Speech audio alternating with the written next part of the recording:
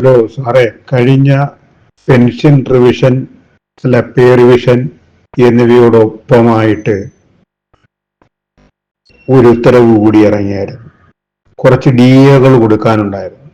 അതായത് GOP number 25/2021 fin dated 8/2/21. ഈ ഉത്തരവ് പ്രകാരം 4 ഗഡു DA ജീവനക്കാർക്കും പെൻഷൻകാർക്കും വേണ്ടി അനുവദിച്ചു.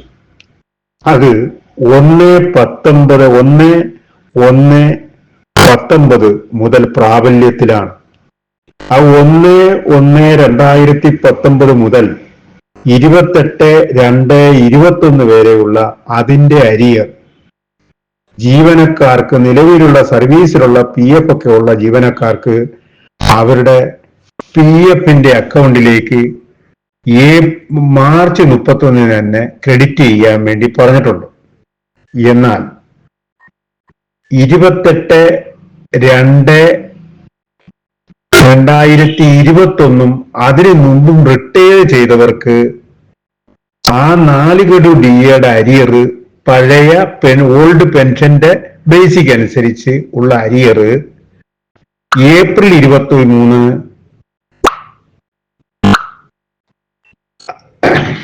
ഒക്ടോബർ 23, ഏപ്രിൽ 24, ഒക്ടോബർ 24 എന്ന ക്രമത്തിൽ 4 ഗഡുക്കളായി കൊടുക്കാൻ പറഞ്ഞു.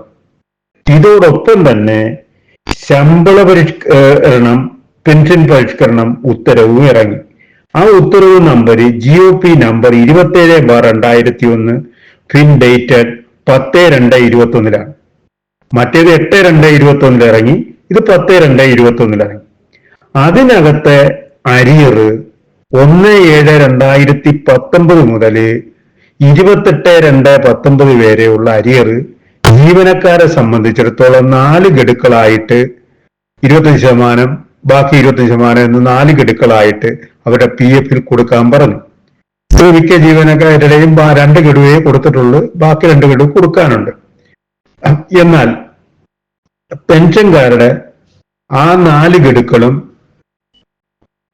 ഏപ്രിൽ 23, ഒക്ടോബർ 23, ഏപ്രിൽ 24, ഒക്ടോബർ 24 എന്നീ ക്രമത്തിൽ കൊടുക്കാനായിരുന്നു ഉത്തരവ്. ഇത് മറ്റേ DAയുടെ അരിയറും കൂടെ ചേർന്ന് വരുന്നതാണ്. എല്ലാവരുടെയും പാസ്ബുക്കിനകത്ത് വ്യക്തമായിട്ട് അത് രേഖപ്പെടുത്തിയാണ് കൊടുക്കുന്നത്. DAയുടെ ഇത്ര രൂപ ഉണ്ട്, പേ റിവിഷന്റെ ഇത്ര രൂപ ഉണ്ട്.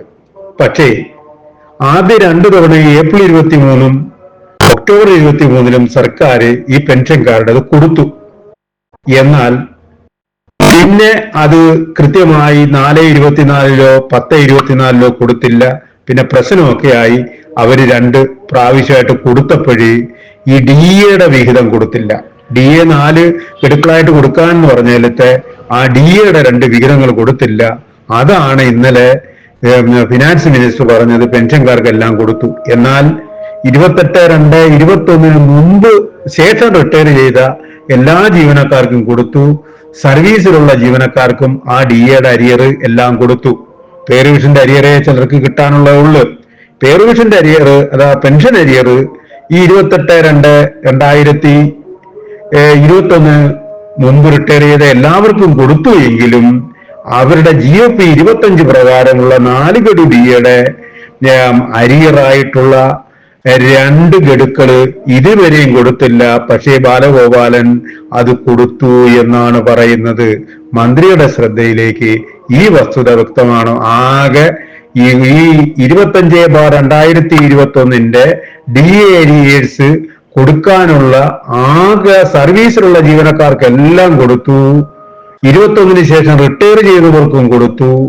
എന്നാൽ 21 മുമ്പ് റിട്ടയർ ചെയ്ത പെൻഷൻകാർക്ക് മാത്രമാണ് അത് കൊടുക്കാനുള്ളത്.